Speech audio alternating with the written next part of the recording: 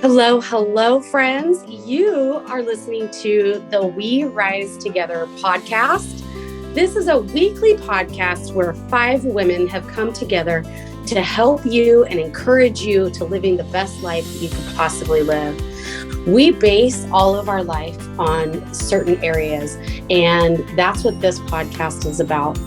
We hold each other up. We encourage ourselves and others in all the areas of life that need to be loved and taken care of. Areas like your finances and your faith, your family and your friends.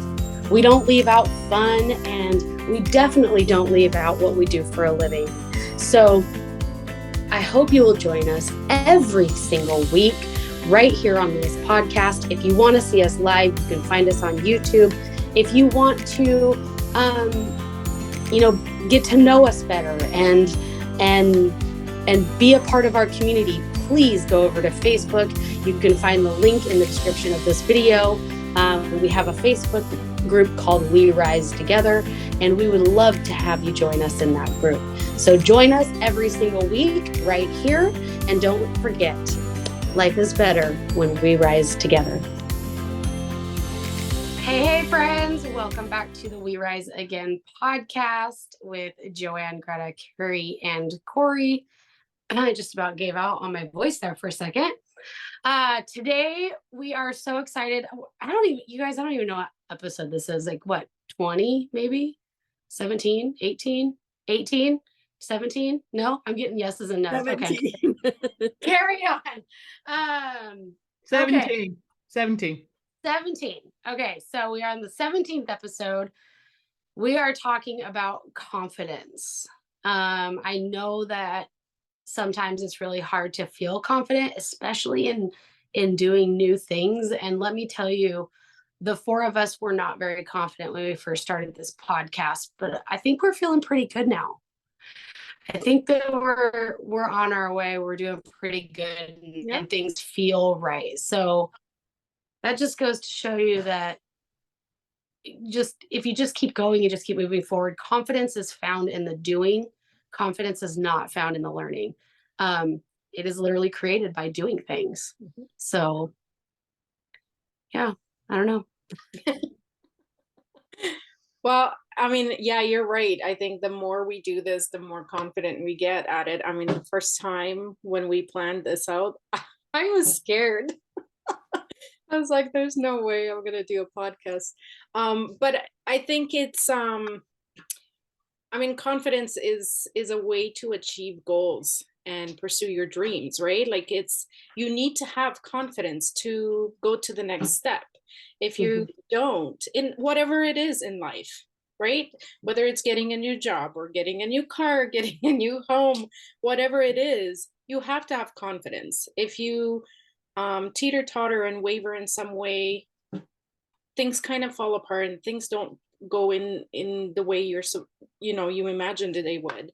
And that's when we kind of get discouraged and we lose that confidence, and then we go, well, why did I even start in the first place, right? I mean, it's happened to a lot of us, definitely me. And I just learned over the years that there is no person alive that lacks confidence, because unfortunately to live, you need to have some sort of confidence, right? Whether it's in yourself or your family or something else that you're pursuing. And I think that's kind of what life is based on too, right? We always say, well, I don't have enough confidence to do this. Well, you do. You just tell yourself you don't. And the moment you try it, you kind of go, that wasn't too bad. Let's just try another one, right? Making mistakes is part of life as well, right? So a lot of people see making mistakes as, kind of lowering your confidence, but I feel like it's boosting your confidence if you look at it from a different perspective, because you have to learn from your mistakes, right? So I think it's something that everyone has in some way, form, in some way or another, right? That the moment you step over that little block, there's another challenge. You step over that little block, there's another challenge. And that's where confidence is a big thing, right? Otherwise, we won't those little steps. Yeah. Yeah. And it's changing your perspective when you actually don't meet the expectations. Cause like I've covered this in the past that failure is just not meeting your own expectations, right? So if you look at it in that aspect, instead of being like, man, I did this, this big lunch and I wanted 100 people to show up and only 10 people showed up. If you look at it like, oh, I failed, I didn't meet what I wanted to. Or you can look at it like, holy cow, 10 whole people showed up. I get to bless these 10 people with my knowledge and what I know and what I can do. Right. Next time, I'm going to get 20 people to show up. Next time, I'm going to get this many people to show up. And you use it as that stepping stone. Like you said, it's going to build your confidence through action every single time if you allow it.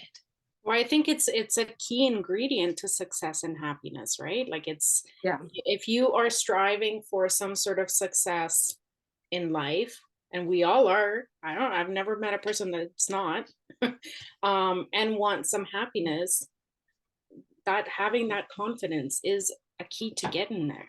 Um, we need to stop telling ourselves all the negative and bad things and start looking at it from a perspective of, well, if I achieve this, then I can achieve this, then I can achieve this, right?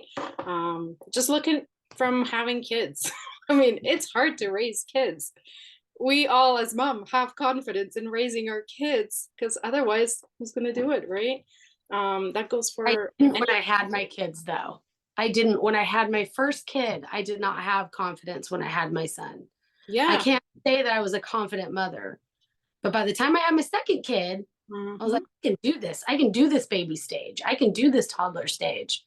You Actually, know, that's true because I remember having my daughter, and even leaving the hospital was like, oh gosh, how am I going to do this? I knew I had support at home. I had my mom and my mother-in-law, but it was like, I can't, I need to stay here as long as I can and learn everything, right? Then you leave the hospital, you come home and you're like, oh no, how am I going to do my first bath again? By your second, I didn't worry about anything. I wanted to leave the hospital the moment he was born.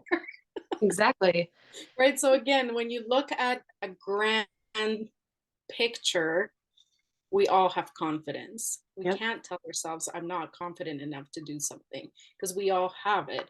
It's just how important is it for you to get to that place of, well, that goal that you're striving towards, right?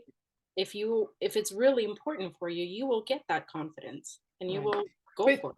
yeah, with that said, I find a lot of entrepreneur programs, and Kori, you might be able to add to this as well. But a lot of them, if you look at the structure of them, right? So you're here, right? Your reality is this, and you want to create that reality, and you got all that stuff in between.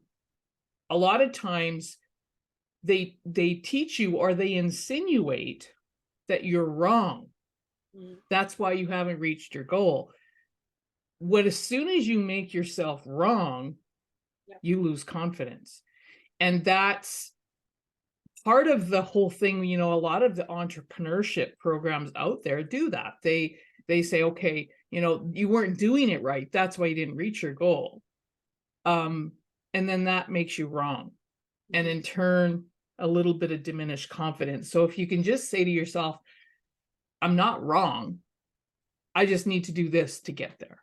Yep. Right. So, your reality to your desired reality, the tension in between it, if as long as you can always look at that end vision, Yep. And not make yourself wrong if you don't get there right away, just know Mhm. what you need to do in between, if that kind of makes sense. But I've looked at that and I'm thinking a lot of times they make us wrong and then we lose that confidence. Well, and I Well, think it's because they're trying to teach something. And how can you teach someone that already knows something, right? Like, so you have to almost, I mean, you're teaching adults, right? Technically, not Yeah. children. Yeah. You almost, you're telling them, okay, you've learned things, something the wrong way will teach you the right way. It's just kind of a thing of taking courses or whatever, right? Like you always, I mean, I've taken ton of courses and it was always like, well, we're going to teach you this way now. So I think in the end, you have to focus on your strengths and your accomplishments instead of looking at your weaknesses and your failures, right? And what you said before too, Greta, is a lot of times it's not that we've been doing it wrong, it's that we, maybe we just need to figure out a different way. Kind of, how do I want to say that? So instead of making yourself wrong, you need to learn something. But if you don't jump the hurdle to learn what you need to learn, right? How do you gain confidence? It's kind of it's almost like a catch 22. It can be a sense, vicious right? circle sometimes. Yeah, absolutely. And again, it all goes back down to your mindset, right? Well, and instead of viewing a mistake as doing something wrong, view it as a learning opportunity to do it differently, because you know that doing it that way didn't work. So if you keep doing it that way, you're not going to get the end result you want. So, we've got to look for a different way, a different avenue to do it. Right. And that's all part of the mindset. Kori, you might be able to, because you of your hypnotherapy background, do we subconsciously make ourselves wrong, or do we consciously? Is it the ego, or is it, as Christopher Dunk would say, even your super conscious, right? Both. It's both. So okay. Yes. So subconscious or unconscious or super conscious or whatever they want to call it. Yeah. Is where all memories, emotions, all of that is stored, right? So if you're doing something and you fail, let's say you fail at it, right? That's going to kick up an emotion within you. So that we have to learn how to control our thoughts, because every thought creates a feeling, right? So it's when people allow their emotions to control their thoughts instead of their thoughts to control their emotions. So if you attempt to do something and you fail at it and you're like, oh, I'm just not confident enough to try that again. Oh my gosh, what am I going to do? Blah, blah, blah, and you just like downward spiral.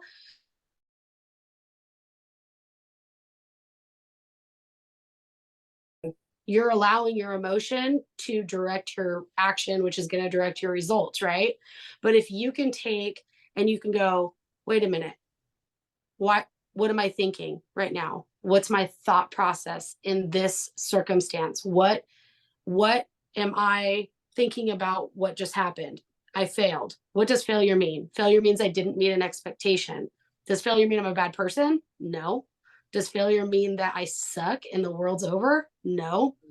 What does failure mean? Failure means I had an expectation, I didn't meet it.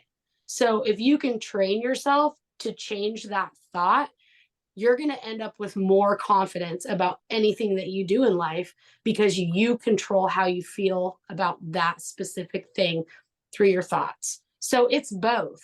It's if you allow your emotion to control you, it will every time. That's why kids struggle so much with how they feel, like teenage girls specifically struggle so much with how they feel, is because they think with that part of their brain, right? They think with the back part, and they're transitioning to try to think with the front part of their brain, their frontal cortex, right? So they actually struggle with fighting that. That's where a lot of the emotional blow ups happen and stuff like that, because they don't know how to control their own thoughts. So interesting. It's very interesting. And that's where girls' confidence and boys' confidence too. That's where when they're talking about like being in high school and they want everybody to like them and they get their confidence, is because it makes them feel good. Right. So we have to teach our kids that they have control over their thought processes. I don't know why I took this to teenagers, probably because I have one, but they have control over their thought processes and they choose how they feel about themselves. It has nothing to do with outside validation, right? That outside feeling. We have to teach them to control their own thoughts. And adults also, a lot of adults don't even realize that they can control their own thoughts. And that has a tremendous amount to do with your confidence. Right. That makes sense to me because I raised both of my kids, boy and a girl, raised both of them I allowed them to choose a lot of what they thought was right or wrong. That's just how I parented. Wasn't always attractive for the school system, but it makes great adults. But now that you say that, right, Kori? Greta, you probably did the same, but now that you say that, my son was a lot more confident as a teen.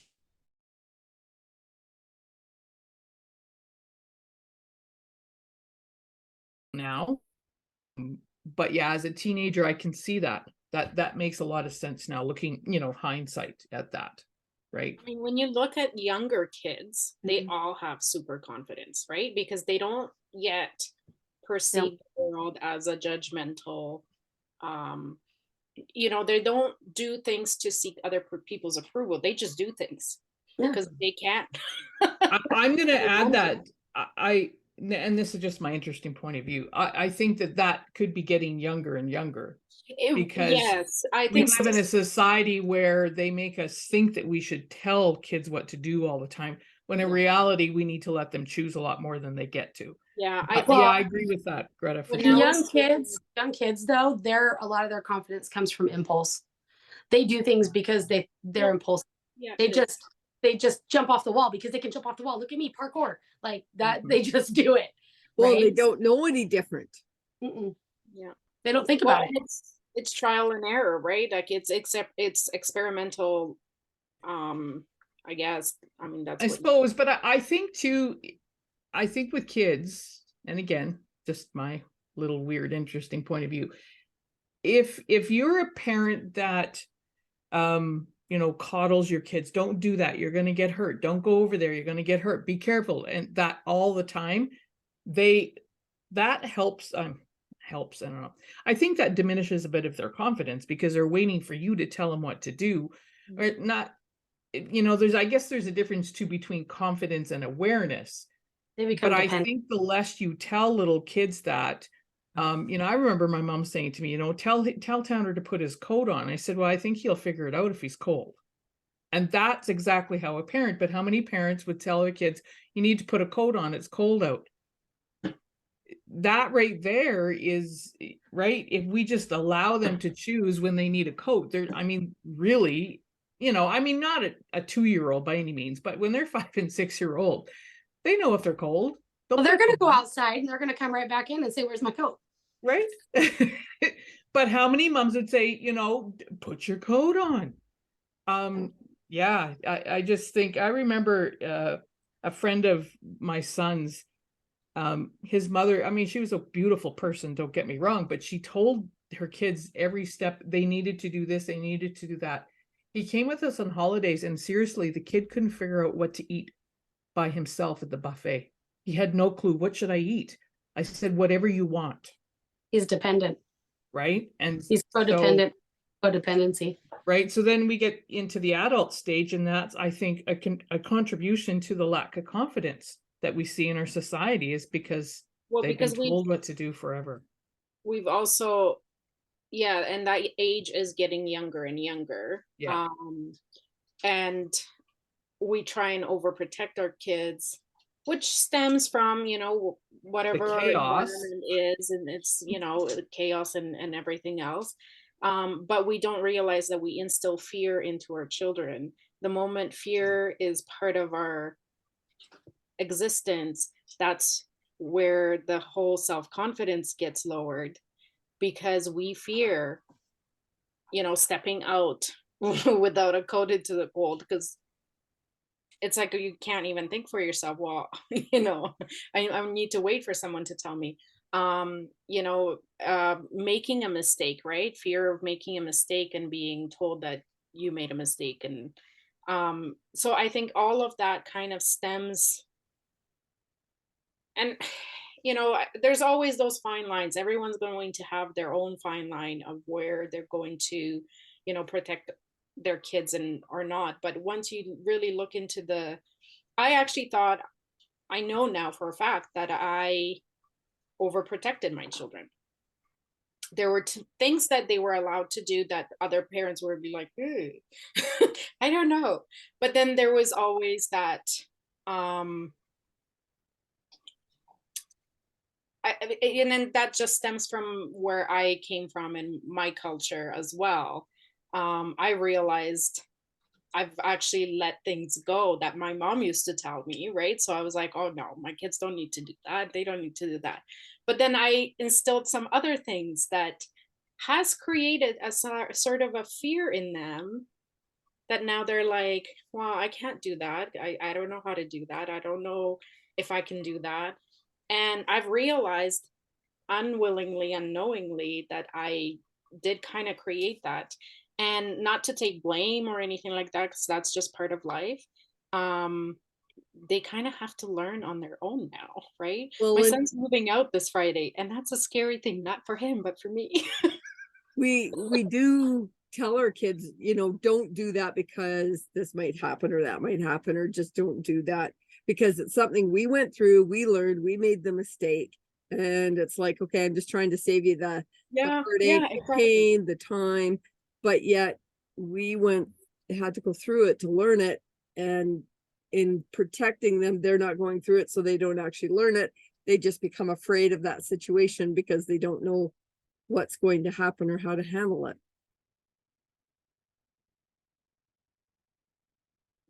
I Wow. love the kids that were a bit of like daredevils and always like on the edge and, pushing that last button. And a lot of people would get frustrated. I just love that because I think that kid has enough in him to, step over that edge, or, you know, in I mean, there's kids that will just continue going, then you have to catch them. But they're the ones that really kind of just push the limit a little bit are the ones that have a lot of confidence later on, right? And I mean, to that. I have 3 boys that are very confident young men because yeah, you said that before. they were they're they're very confident young men, Yeah. I mean, and we let them do pretty much whatever they wanted. I mean, within reason, Right? obviously. Yeah. Yeah. I came home one day and my boys had the tractor in the pasture with a uh, Chevy 4-wheel drive hood attached to it with a chain, and they're surfing in our pasture. And most parents would be like, what is happening right now? That was just another Wednesday. Yeah. Like Right. that's Wednesday. Like it doesn't, that's the kind of stuff that the boys did. They hooked bathtubs to that tractor and would ride around in an old metal bathtub, surf in the pasture in the tractor. Like it just, it does because they feel like they can do anything. My kids look back on their life and they're like, man, we used to do so much stuff. We Right. can do, And look at your boys, Kori. I mean, yeah, you know, right, like one is in they're the doing military, the other one's he's going to be a whatever, helicopter lineman. He's going right? Like, to yeah. tied to a helicopter flying around power poles. And then I got a Right. welder that is also going into the military. Mm-hmm. So you've instilled some confidence in them by letting them have some freedom. And I think it's funny because, we started talking about confidence, but I think it's good for parents, especially new parents, to really let their kids be kids, right? Kids are Yes. meant to explore. They meant to get owies and boo-boos and whatever else. They are Get dirty. pliable. They're pliable. They right? bend. I mean, breaking an arm, it's not the end of the world. Let me tell you, lesson learned. Right. And Never climb a tree.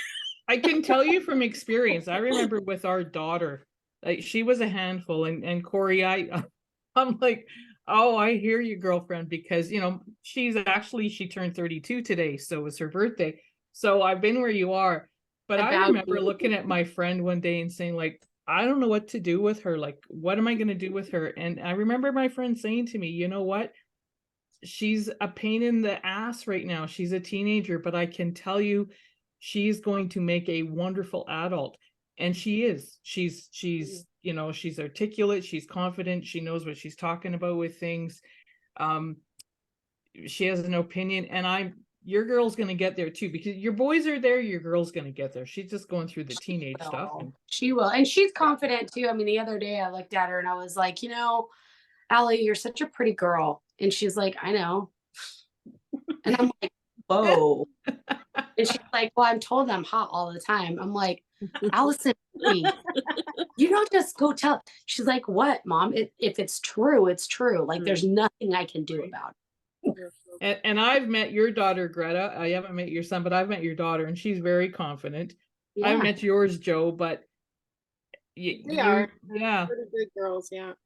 So, and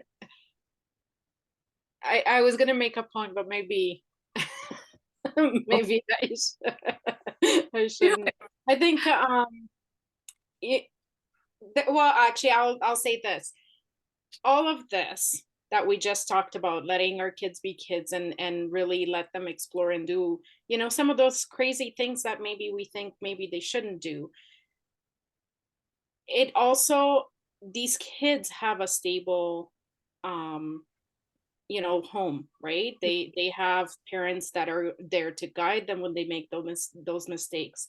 So I think, again, when I say that fine line, there's kids that are just going to go off and do these crazy things, but have no one to really stabilize them.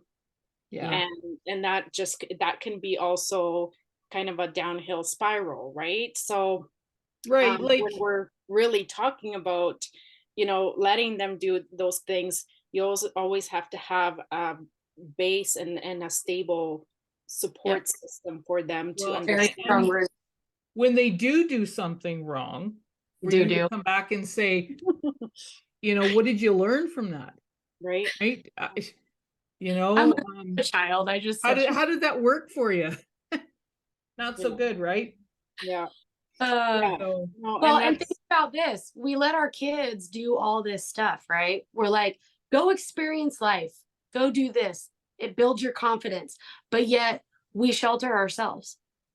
Right? We shelter ourselves and don't do the things because we are afraid to fail, because we can't control how we feel about failure, what we think about failure. And it all starts right there. What you think about failure will literally gear the chances that you're willing to take. Right. Yep. And I can, Greta knows this because we had a conversation about it yesterday. I envy you, Kori, because you have the confidence to actually do what you're supposed to do, and that's life coach people. I mean, I'm certified as a life coach, but don't have the confidence right now to actually do it. And I'm an adult. I'm 55 years old. What's that? I said we could have a session and all. Right? It should be, right? So you can have a lack of confidence no matter how old you are. And I mean, people would look at me and think I'm a pretty confident person, right? I mean, I can talk on a stage with probably 500 people listening to me and have the confidence to do that. But at this point in time in my life, whatever is going on for me or whatever I need to go through, perhaps, I don't have the confidence to coach one-on-one to somebody. So, right, we have to look at that all the time of there's always maybe something that's going on that, we wave in that confidence, or we kind of, right? Well, I think, and for you, because you have a different perspective, that maybe right now you don't have the confidence to do the life coaching that you want to do, but you also know that you're taking the steps to go through whatever you're going through right now. Yeah. And then coming back to it, you're not shutting it down completely saying, I'll never do this because I don't have the confidence. It's in the moment. And I think that's important to know for a lot of people that may be listening to this going, well, I've shut it down completely because I'll never do that. I never thought I would write a book. I never thought I would do a podcast. I never thought I would do a lot of the things that I've done. That honestly, when I really look at it, every time I did those things, I had no confidence before that. Mm-hmm. Right. But I've never shut it down completely well, there were a few things that I've shut down, which obviously I've never done. And probably will never go back to doing them. It's too late now. But just knowing that, being aware that you may not yet have all that confidence to do it, that you're working towards it, right? That Yeah.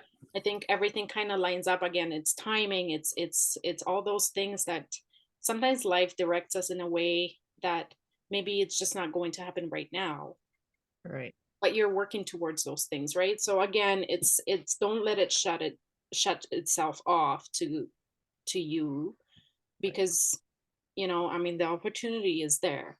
Yeah. It's just you're going to have to get through some of those steps that And a lot of times, if you are lacking confidence, there's a lot of people, like I'm lucky to be surrounded by you gals that, help with that confidence part. But most people, if you are lacking confidence with something, or you're not sure of it, reach out to somebody, because there's always somebody there that can probably help you get through it.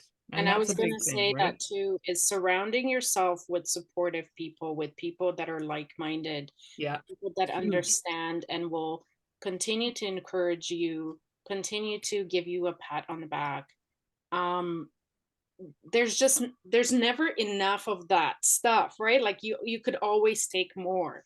And when you have a circle of people that are constantly giving you that energy, that you know what, yes, I'll get there, I know I will get there. So definitely, if you're struggling with anything like that right now, really create a circle of people that actually are there to support you no matter what, right? Whether it is just to listen, right? We do that to each other all the time. We listen to what we have to say, and sometimes we vent, and sometimes we laugh, and sometimes we cry, and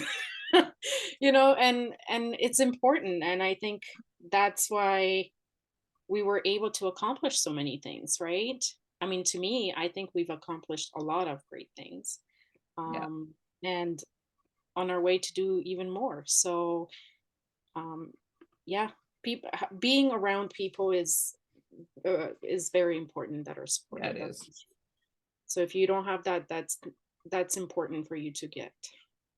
And we're here to provide that for you. If you don't have a circle, we're here to provide that for you. So if you feel aligned in any way with us, definitely reach out. And for sure, DM one of us, right? Yeah.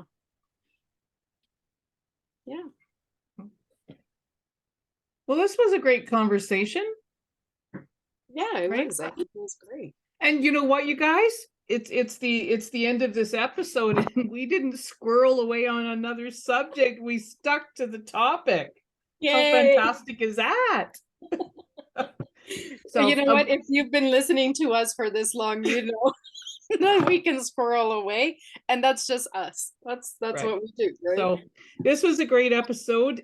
Thank everyone for joining us, and remember, we rise together. Bye. Bye. Well, that's a wrap for this episode. We are so grateful you joined us as we discuss our experiences on our life's paths. Our vision, no matter where you are in your life path, is to add value to your life by sharing ours. You can find more incredible resources in our We Rise Together Facebook group. We'll leave the link posted in the show notes at the bottom.